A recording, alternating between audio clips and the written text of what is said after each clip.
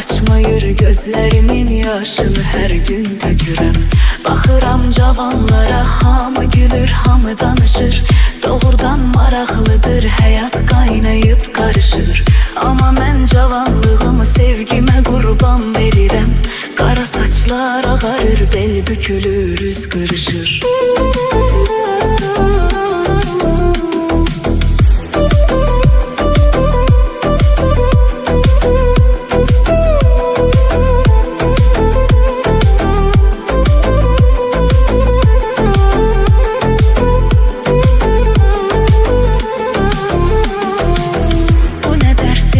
Müsibət nə bəladır çəkirəm.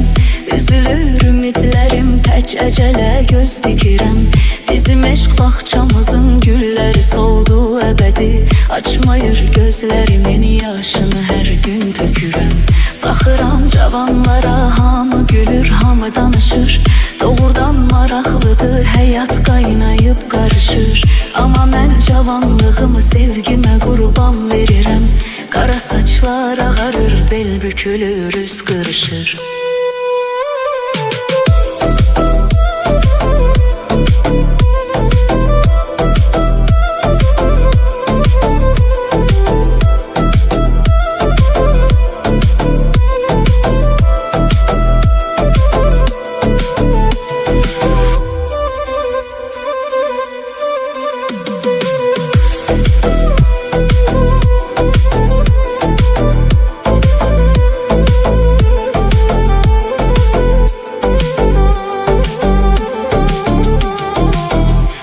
Dərddir, nə müsibət, nə bəladır çəkirəm.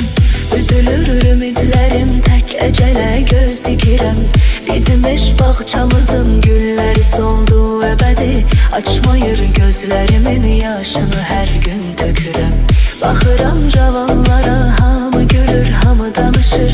Doğrudan maraqlıdır, həyat qaynayıb qarışır. Amma mən cavanlığımı sevgimə qurban verirəm. Qara saçlar ağarır, bel bükülür, üz qırışır.